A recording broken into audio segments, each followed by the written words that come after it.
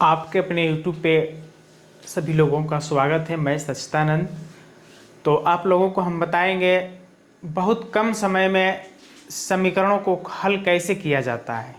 ठीक है, तो हम यही बताएंगे आपको कि सबसे कम समय में समीकरण को कैसे हल किया जाए और समीकरण क्या होता है। प्रत्येक फिजिक्स, केमिस्ट्री और मैथ का बेस होता है। यदि जिस व्यक्ति के पास समीकरण को किसी भी तरह का समीकरण को हल करने की क्षमता बहुत तेजी से है, तो मान के चलिए उस व्यक्ति में कुछ शक्ति है, यानी पावर है, वो सवालों को हल कर लेगा। तो सबसे पहले किसी सवालों को हल करने के बाद लास्ट में समीकरण के रूप पकड़ लेता है। तो इस समीकरण के बारे में हम आपको बताएंगे कैसे समीकरण को हल किया जाए, ताकि आपको ज़्यादा से ज़्यादा सवाल क्लियर हो और सही हो। नहीं तो लास्ट में हर सवाल करते हुए लास्ट में जाके लोग रुक जाते हैं, और रुकने का कारण क्या है कि लास्ट में समीकरण आ जाता है। विशेष रूप से जो आर्ट के लोग होते हैं, भाई हो या बहन, वो लोगों को भी बहुत ज़्यादा समीकरण दिक्कत करता है। तो हम यहाँ बताएंगे आपको समीकरण कैसे।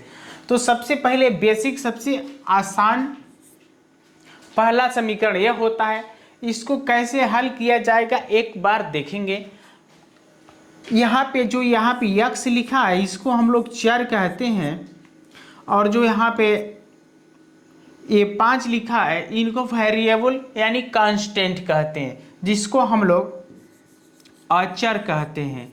उनको हम लोग क्या बोलते हैं? अचर बोलते हैं, और इंग्लिश में वेरिएबल बोलते हैं और कांस्टेंट बोलते हैं। ये बात आपको पता है। तो बस करना क्या है कि एक तरफ अचर को करना है और एक तरफ चर को करना है, तो समीकरण हो गया। देखिए कैसे करते हैं। अब यहाँ पे जिनमें लगा है कांस्टेंट हो और चर हो, तो उनको हम लोग एक तरफ रखेंगे। तो हम इधर एक रखते हैं 4x। अब इधर वाले चर को इधर कर लेते हैं। तो प्लस है तो बराबर का इस पक्ष में जाएगा, यानी बराबर का इधर आएगा तो क्या होता है? माइनस होता है, तो x होगा। अब बराबर का इधर है 10, बराबर का उस पक्ष में 10 है, और बराबर से इधर से जब वो जाएगा -5 बराबर के उस पार, तो अपने धन के विपरीत हो जाते हैं, यानी चिन्ह के विपरीत हो जाएंगे। माइनस है तो धन।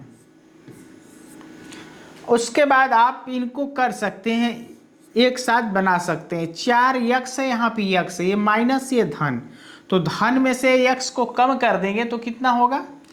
3x होगा। और इधर चल रहा है जो आपको भी पता है कि 10 5 कितना होता है? 15। अब देखिए, यदि आपको पता होगा तो सीधे इनका उत्तर कहेंगे 3 5 15। सही है। तो आप x का मान निकाल लेंगे। जब वैसे उत्तर नहीं आ रहा होगा तो कहेंगे x बराबर 15, और जो इनके गुणांक होते हैं वो भाग के रूप में चले जाते हैं, यानी नीचे चले जाएंगे। तो 3 एकम 3, 3 5 15, तो x का मान मिल गया 5। तो इस तरह हम लोग चर और अचर को एक तरफ अलग अलग करते हैं। थोड़ा सा इनसे टेढ़ा सवाल है ऊपर वाला, थोड़ा उन पे ध्यान दीजिए कैसे किया जाए।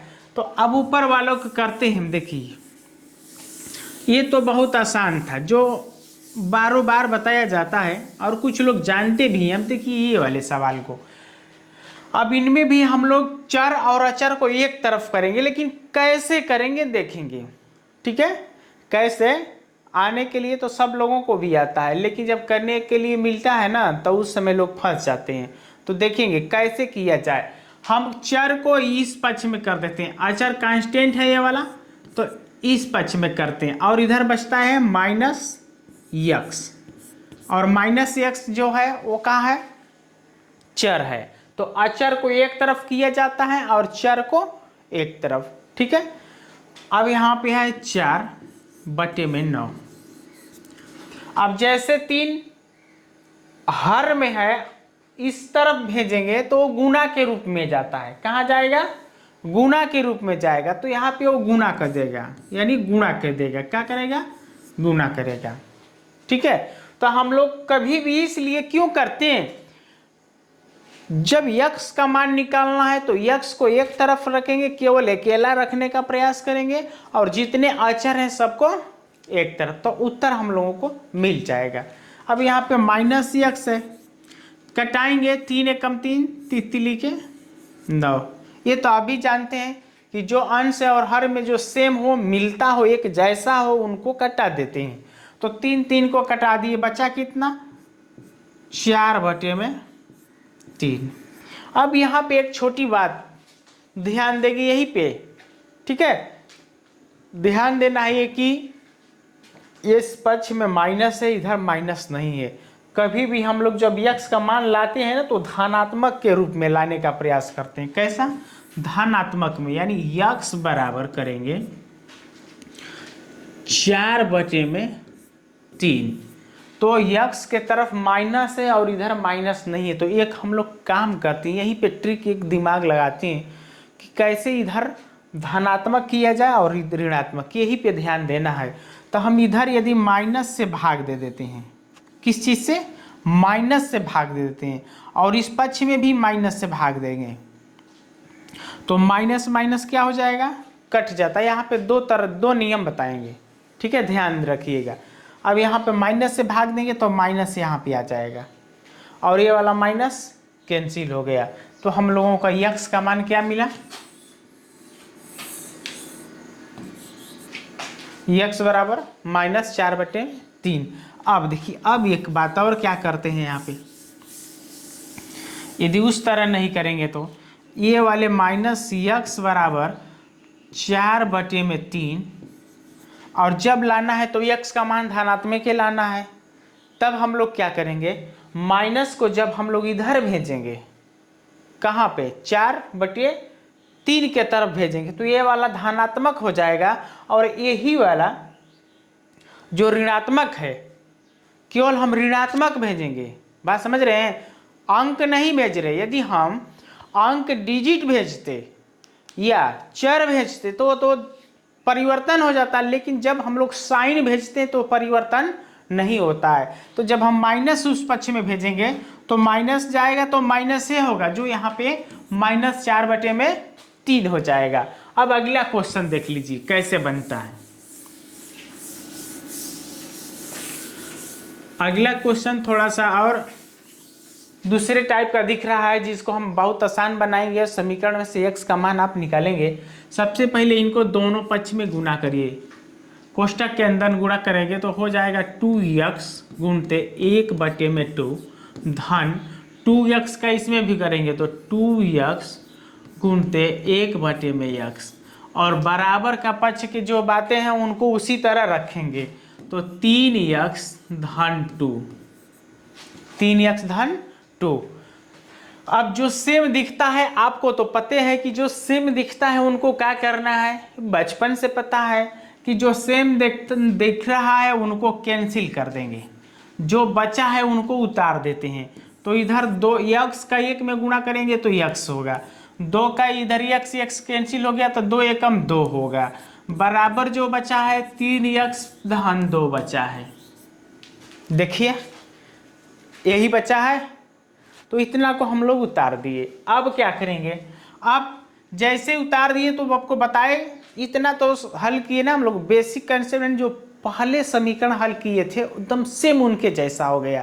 तो अब करना क्या है, चर को एक तरफ और अचर को एक तरफ, तो x को हम लोग एक तरफ लाते हैं, तो इधर -3x और इधर धन है x बराबर, इस पक्ष में 2 है, ये धनात्मक है, जब उधर जाएगा तो ऋणात्मक हो जाएगा। सही?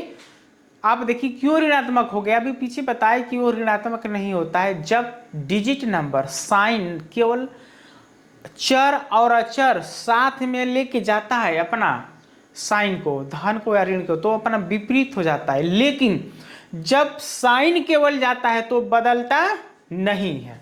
देखिए अब यहाँ पे इनको हल जब आप करेंगे तो कितना होगा, 2x -2x बराबर, इनको तो आप बना लेंगे कि क्या होगा, 0 हो गया।